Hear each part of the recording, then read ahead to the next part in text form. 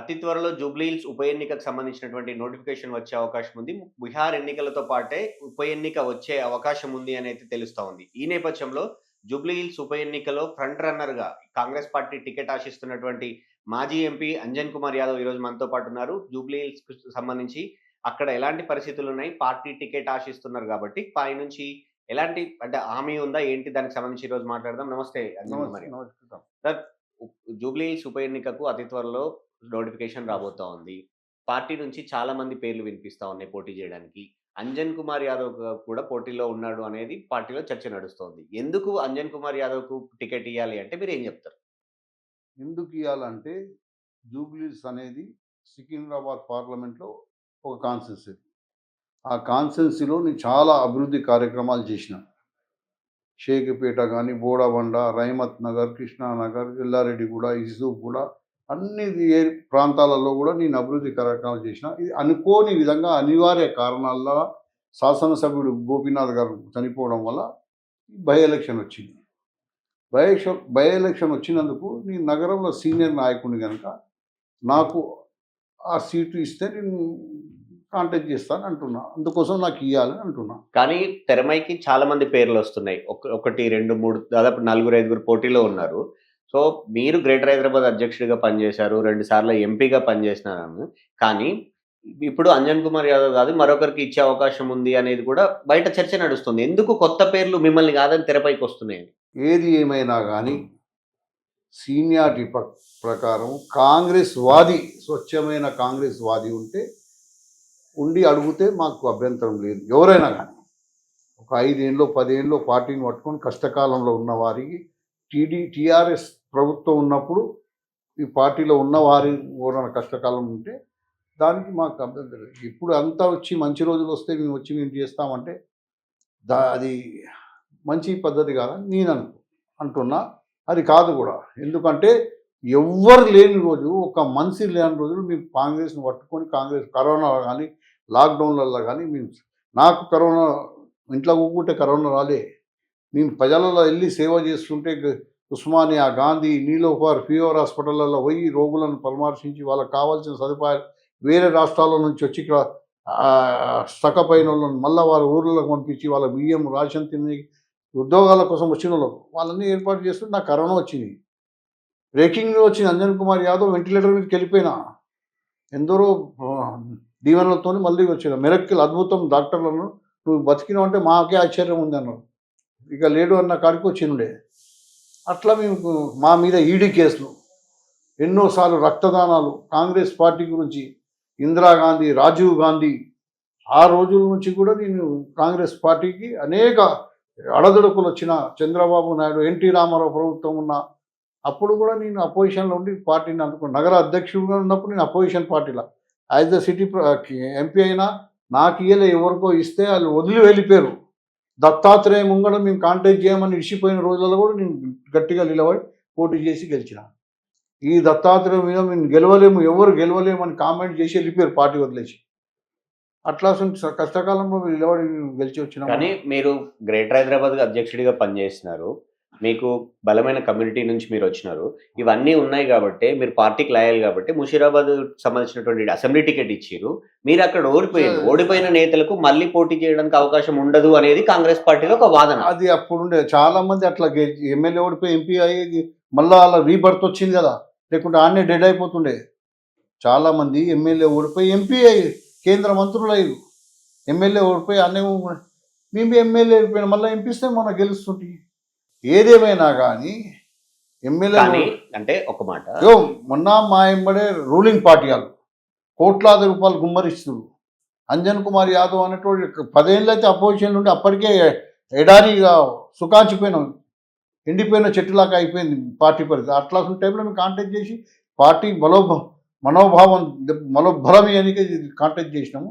అప్పుడు మా దగ్గర కొన్ని వర్గాలు లేవు కదా, కుల్ల మన మైనార్టీలు మా ఎంబడలేదు.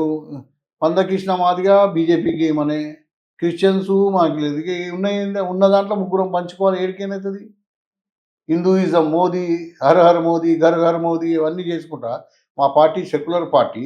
మేము పనులు చేసి ఓట్లు అడిగితే సెంటిమెంట్ మీద వచ్చి వాళ్ళు ఓట్లు అడిగి ఇంకో అరాదు మాము కుదాలు అవన్నీ చేసిరు కదమ్మా. అందుకోసం రూలింగ్ వచ్చినప్పుడు కష్టకాలంలో కానీ అంజన్ సాబ్ ఓడిపోయినా కూడా అంజన్ సాబ్ కొడుకు ఎంపీకి ఇచ్చినాం కదా రాజ్యసభ అనేది కూడా ఉంది. Rajya Sabha Anil Kumar sitting MP doctor Laxman మీద 10 సెకండ్ వచ్చిండు. బీజేపీ రాష్ట్ర అధ్యక్షుడు లక్ష్మణ్, ఆయనకు రాజ్యసభ ఇచ్చిర్రు, ఆల్ ఇండియా ఓబీసీ సెక్రటరీ ఇచ్చిర్రు, అతి ఉన్నతమైన కమిటీలు ఇచ్చిర్రు. మా రాహుల్ గాంధీ ఆల్ ఇండియా యువజన కాంగ్రెస్ అధ్యక్షుడుగా, రాష్ట్ర యువజన కాంగ్రెస్ అధ్యక్షుడు 2 పర్యాలు పనిచేసి అనిల్ కుమార్, అంజన్ కుమార్ యాదవ్ కొడుకు అది. అనిల్ కుమార్ అనేది ఆయన ఒక ఉద్యమకారుడు, ప్రజా వ్యతిరేక విధానాలకు, ఫీజు రియంబర్స్మెంట్ మీద, నిరుద్యోగ వృత్తి మీద బస్సు వేసుకొని ఊరు తిరిగిండు. అపోజిషన్లో టీఆర్ఎస్ గవర్నమెంట్లో తిరిగిండు. ఆయనది తీసుకుని ఆయన ఉద్యోగం ఆయనకు రాహుల్ గాంధీ ఫ్యామిలీ కోటలు వచ్చినది కాదంటారు. ఫ్యామిలీ కోటలు కాదు, సొంత కష్టమైన కోటలు వచ్చింది. ఆయన వచ్చిండు, బార్డర్ మీద ఫైట్ చేసినాము.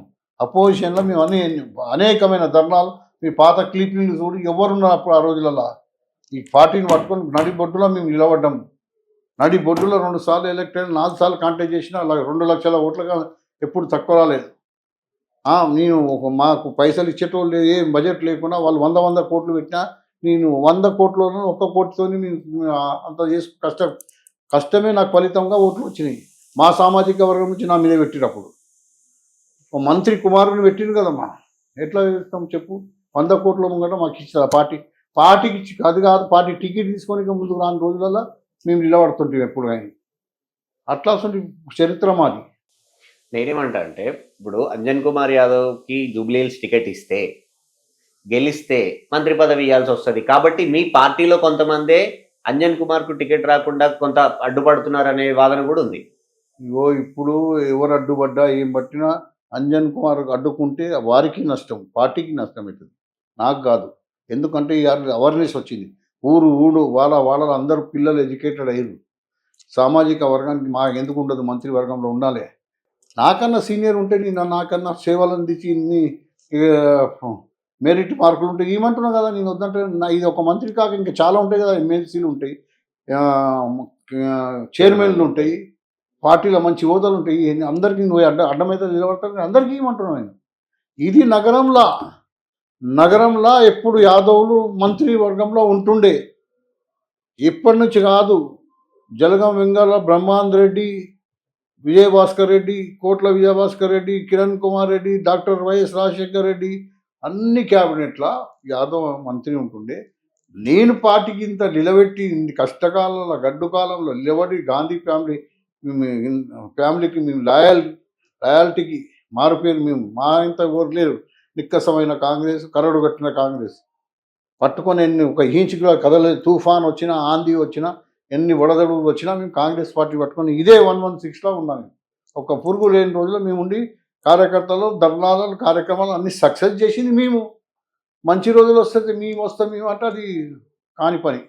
కానీ అంటే పార్టీ ఏం ఆలోచిస్తుంది? మీరు పార్టీకి ప్రపోజల్ పెట్టిరా నేను పోటీ చేస్తాను, పార్టీ ఏం చెప్పింది? హామీ ఉంది? పార్టీకి ప్రపోజల్ పెట్టినాం, హామీ ఉన్నది, హైకమాండ్ ఉంది, దాకా పోతాము. రాహుల్ గాంధీ, సోనియా గాంధీ, అదేవిధంగా మల్లికార్జున్ ఖర్గే, కేసీ వేణుగోపాల్, మా ఆది నాయకత్వం అందరూ అని 2 సార్లు యూపీఏ 1, యూపీఏ 2లో ఎంపీ ఉన్నారు. వీళ్ళందరూ నాతో పాటు ఎంపీ ఉన్నారు. అప్పుడు నేను ఏదో దత్తాత్రేయ అంటే ఏదో కేంద్ర మంత్రి ఉండే, ఆయన 4 సార్లు ఎంపీ ఉండే, సిట్టింగ్ ఎంపీ ఆయన మీద నెగ్గి వచ్చిన. అప్పుడు పేపర్లన్నీ మీరు అందరూ రాసిరే, మెరకిల్, జాయింట్ కిల్లర్, అద్భుతం, అది గెలిచిండు అని చెప్పారు. అట్లా సీటు గెలిచి 2 సార్లు, రెండోసారి తెలంగాణలోనే రాష్ట్రంలో హైయెస్ట్ మెజార్టీతో గెలిచి వచ్చారు. అంటే మీ పార్టీ బీసీ చెప్పని చేస్తుంది, 42% రిజర్వేషన్లు అవి ఇవి అని చెప్తుంది. మీరు ఒక బీసీ కమ్యూనిటీల నుంచి బలమైన నాయకుడిగా ఉన్నారు ఇప్పుడు. అవును. సో మీకు గనక గెలిస్తే అంజన్ కుమార్ యాదవ్కి టికెట్ ఇస్తే గెలుస్తారు, గెలిస్తే మంత్రి పదవి ఇవ్వాలి. అందుకనే మిమ్మల్ని మంత్రి పదవి ఇవ్వద్దా? మరి ఇవ్వద్దా? ఇవ్వాలి కదా. మీకు రకరకాల ఆశలు ఉంటాయి, రకరకాల కోరికలు ఉంటాయి. మనిషికి ఆశ ఉండాలి కానీ అతి ఆశ ఉండదు.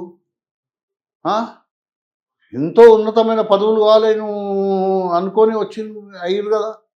మళ్ళీ అంజన్ కుమార్ యాదవ్ పార్టీని బతికిచ్చిన పార్టీకి నిలబడ్డాము. సోనియా గాంధీ, రాహుల్ గాంధీ, ఇందిరాగాంధీల దగ్గర నుంచి సత్సంబంధాలు ఉన్న ఫోటోలు చూడు మీకు అన్ని విట్నెస్లతో సహా ఉన్నాయి. నేనేమంటా అంటే మీరు పార్టీ కోసం ఈడీ కేసులు పెట్టుకురు, పార్టీ కోసం కేసులు పనిచేసారు. ఇప్పుడు ప్రజెంట్ ఈడీ కేసు ఉంది నా మీద. ఈడీ నుంచి నానా రకాల బూతులు తిట్టిన్నారు. కానీ కొత్త వాళ్ళు వచ్చినప్పుడు వాళ్ళ అభ్యర్థిత్వాన్ని ఎందుకు అంటే పరీక్షించాల్సి వస్తుంది, పరిశీలించాల్సి వస్తుంది. కొత్త వాళ్ళు వచ్చినప్పుడు మేము పోటీ చేస్తామన్నప్పుడు మీ పార్టీ మీ నాయకత్వమే వాళ్ళ గురించి కూడా ఇప్పుడు ఆలోచిస్తుంది కదా. మేము కూడా మాట్లాడవలసిన అవసరం లేకుండా నాకు ఇట్లా అసలు కొత్త కొత్తలు వచ్చినందుకే నేను గంటాపదంగా మీ ప్రజల దృష్టికి పోవాలి, ప్రజలకు తెలవాలి ఏమవుతుంది అని చెప్తున్నా. చలో పార్టీ ప్రభుత్వం లేదు, కష్టకాలం ఉన్నట్టు పార్టీ ఆ పవర్ వచ్చింది, అన్నీ వచ్చినాయి. ఇప్పుడు ఇంకా ఎక్స్పెరిమెంట్లు ఎందుకు? ఎక్స్పెరిమెంట్లు చేసేది ఇప్పుడు అవసరం మీ టికెట్ కోసం గతంలో ఎక్స్పెరిమెంట్లు చేసేది అవసరం. గతంలో సారి మీరే చెప్పిరు నాకు లాలూ ప్రసాద్ యాదవ్ గారు నాకు సాయం చేసిరు అని. ఇప్పుడు ఈసారి కూడా మళ్ళీ అటు నుంచి ఏమైనా నరుకొచ్చే అవకాశం ఉందా? ఇగో లాలూ ప్రసాద్, అఖిలేష్ యాదవ్ అన్ని మా దగ్గర శరత్ యాదవ్ అందరూ ఉన్నారు. మాకు వాళ్ళందరూ కూడా సెక్యులర్ ఇండియా కూటమిలో ఉన్నారు కదా. సోనియా గాంధీకి దగ్గర సంబంధాలు, రాహుల్ గాంధీకి ఆ ఫ్యామిలీతో సత్సంబంధాలు ఉన్న లాలూ ప్రసాద్ గాంధీ, తేజస్వి, అఖిలేష్ యాదవ్ అందరూ కూడా ఇండియా కూటమిలో ఉన్నారు కదా. అంటే వాళ్ళు గతంలో మీకోసం మనం చేసిరు. ఇప్పుడు ఇక్కడ అన్యాయం. ఇప్పుడు నేను ఇంత గట్టు పల్లా కొద్ది చెప్తున్నప్పుడు వింటలేరంటే ఇప్పుడు అవసరమా లేదా? అంటే ఇలా పక్షపాతం నడుస్తున్నట్టే కదా, అవునా కదా? నువ్వే అంటున్నావు ఇప్పుడు. అట్లా వస్తుంటప్పుడు అందరికి పోయి వాళ్ళ గర్వ కట్కటాల్సాం కదా. ఇదేమవుతుంది నాది కాదు, భావి తరాలకు ఏమవుతుంది? ఇప్పుడు నేను ఇంత 100 మార్కుల్లోనే నన్నే ఇట్లా అడ్డంకం తగిలితే పార్టీ టికెట్ ఎట్టి పరిస్థితుల్లో తెచ్చుకుంటారంటారు. తెచ్చుకుంటాం, సవాలేదు. తెచ్చుకుంటా అంటే ఇంకేమన్నా ఉంటే చెప్పు. నాకన్నా ఒక 5 మార్కులు 2 మార్కులు ఎక్కువ ఉంటే చెప్పు, నేను చేసేస్తాను. కానీ అట్లా లేకున్నా కూడా చిన్న చిన్న విషయంలో ఎందుకు పార్టీ ఆలోచిస్తుంది అనేది క్వశ్చన్ ప్రతిసారి. అందుకోసమే మీ ద్వారా చెప్తున్నా, ఇది ఏదైనా మిస్ఫైర్ అయితే కావద్దు. చాలా ప్రజలలో అవేర్నెస్ వచ్చింది. ఇట్లా చేస్తుంటే ఇప్పుడు మనకు గడిల పాలనకు మనకు భేదం, ఇంకెవరి పాలన అని మనమే అంటాం. దానికి దీనికి ఏం భేదం వస్తుంది రేపు? ఇప్పుడు కాంగ్రెస్ పార్టీ అధికారంలోకి వచ్చిన తర్వాత ఎమ్మెల్సీ గ్రాడ్యుయేట్ ఎమ్మెల్సీ ఎన్నికల్లో పార్టీ ఓడిపోయింది. ఆ తర్వాత అంతకుముందు పాలమూరు సంబంధించినటువంటి స్థానిక సంస్థల్లో ఓడిపోయింది. గెలిచిన ఓడిపోయింది, అది ఓడిపోయి అన్ని ఓడిపోయి అందరు పోయి పార్టీ అంతా అది వేరే విషయం. పవర్లో వచ్చింది కదా. సో పవర్లో వచ్చిన తర్వాత ఈసారి 2 సంవత్సరాల కాంగ్రెస్ పార్టీ పరిపాలనకు ఇది ఒక రెఫరెండం లాగా ప్రతిపక్షం ప్రొజెక్ట్ చేస్తుంది జూబ్లీ హిల్స్ బైపోల్ని. సో ఇప్పుడు ఇది చాలా కీలకమైన ఎన్నిక కాబట్టి పార్టీ అందరూ పనిచేయాలని చెప్తూనే గెలిచే వ్యక్తికి టికెట్ ఇస్తాము అనేది మీ పార్టీ. గెలిచే వ్యక్తి అంటే నాకన్నా మంచి ఏం గెలిచి ఏం మార్కులు ఏమి అలా చూసి మెరిట్లు వస్తుందో తెలుసుకొని చెప్పని అడుగుతున్నా ప్రజలకు తెలవాలని కాదు మేము మాట్లాడుతున్నాం. పార్టీ వ్యతిరేకం కాదు, మా నాయకత్వానికి వ్యతిరేకం కాదు, మా ముఖ్యమంత్రికి వ్యతిరేకం, ఎవరికి వ్యతిరేకం కాదు. ఇది ఈ షడ్యంత్రమో అని అడుగుతున్నా. ఏం జరుగుతుందంటే తెలవాలి. ఎందుకు మరి అంటే మిమ్మల్ని ఈ స్థాయికి అంచెలంచెల ఎదిగి ఇంత స్థాయికి వస్తే దాన్ని ఎగ్దం అది పండబెట్టేస్తాను కాదు కదా. దీని నుండి మా అందరికి నీడయ్యాలి కదా. మా సమాజంలో కానీ మా బడుగు బలైన వర్గాలకి వచ్చిన ఇప్పుడు ఎవరో దయాక్షణతో రాలే కదా. గతంలో ఎమ్మెల్యేగా ఓడిపోతే ఎంపీగా అయిన వాళ్ళే ఈసారి మంచి మంచి పొజిషన్ లో ఉన్నారు. కానీ మీలాంటి వాళ్ళు కూడా మీలాంటి వాళ్ళకి అట్లాంటి అవకాశం ఉన్నప్పుడు ఎందుకు అడ్డుకుంటున్నారు? అదే కదా నేను ఆవేదన ఏంది ఇదని అని చెప్తాందుకే మీరు వస్తే అడిగితే ఇంటర్వ్యూ ఇస్తుంది ఎందుకు? మా పార్టీకి వ్యతిరేక ఇది ఏమి? మేము యూత్ కాంగ్రెస్ నగర youth Congress general secretary, vice president, నగర youth Congress president, city youth Congress vice president, general city Congress president, state youth Congress vice president, general secretary అన్నీ చేసిన. ఢిల్లీకి 1600 మందిని 10 సార్లు అయితే పెరంబతూరు రాజీవ్ గాంధీ నీళ్ళ బాంబులేసి లేపిరు. ఆడపోయి సంతాపం తెలపడానికి పోయినా ఆడిపోయిన పివి నరసింహ 3 ఏళ్ల పాలనకు 1600 మందిని, వందలాది మంది కిషాన్ రాయల్, వెంకట కిషాన్ రాయ్, గుండూరావు ముఖ్యమంత్రి ఉన్నప్పుడు యూత్ కాంగ్రెస్ ఎగ్జిబిషన్ జరిగింది కర్ణాటకలో. అప్పుడు పోయిన మేము ట్రైన్లలో 100 మంది 1000 మంది. ఒక్కది చిన్న ఎగ్జాంపుల్ చూపి మనం టికెట్ అడిగేది అట్లా ఒక చిన్న ఎగ్జాంపుల్. రాజీవ్ గాంధీ ఎంబడి, ఇందిరాగాంధీ ఎంబడి ఫోటోలు మాయి, సోనియా గాంధీ అంటే ఫోటోలు దిగి షోపుట ఫోటోలు కావు కార్యక్రమాలు అవి చూసినాము. మా దగ్గర కాంగ్రెస్ ఎగ్జిబిషన్ అయింది. రాజశేఖర్ రెడ్డి గారు ఆ రోజు సోనియా గాంధీకి గదా ఇచ్చిన, తల్వార్ ఇచ్చిన మన్మోహన్ సింగ్కు. సిటీ ఎంపీగా అన్నీ చేసుకుంటూ మేము వచ్చినాం. ఇప్పుడు వచ్చినాము గట ఈయన అంటే తప్పని మేము ఫైనల్ ఇక ఈ భగవంతుడు అనేటోడు ఉన్నాడు. అద్రగణం అవుతుంది. ఫైనల్ గా జూబ్లీ హిల్స్ ప్రజలకు మీరు ఏం కోరుకుంటున్నారు? అంటే ఏం చెప్తారు జూబ్లీ హిల్స్ ప్రజలు? జూబ్లీస్ ప్రజలే వచ్చి నన్ను కోరుకుంటే నేను బయటకు వచ్చిన. అన్నా నువ్వు రా, ఇన్నేళ్ళ నుంచి మాకు సేవలు అందించినవని వివిధ కుల సంఘాల పెద్దలు వచ్చి అడిగితే నేను టికెట్ అడుగుతున్నా. వాళ్ళకి ఇదే చెప్తున్నా, నువ్వే రావాలని అన్నందుకు అంజన్న కావాలి, అంజన్న రావాలి అని అన్నది వెళ్ళినాం బయటికి. ఓకే. సో పార్టీ టికెట్ ఇస్తారని నమ్ముతున్నారు గట్టిగా. 100% గెలుస్తారని కూడా నమ్ముతున్నారు. 100% గెలుస్తా. మంత్రి కూడా అవుతారని అనుకుంటున్నారు. 100% నోటిఫికేషన్ వచ్చినాక మళ్ళీ మీ దగ్గరికి వస్తా, మళ్ళీ మీ ఇంటర్వ్యూ చేస్తా. చేయాలి, తప్పకుండా చేయాలి. నేను ఏది ఒక వర్గానికి ఒక మనిషికి అది కాదు. నా ఆవేదన అంతా ఇది పార్టీలో స్వచ్ఛమైన కాంగ్రెస్ వాదులకు అన్యాయం జరగొద్దనే నా వాదన. రైట్. ఇది అంజన్ కుమార్ యాదవ్ చెప్తుంది.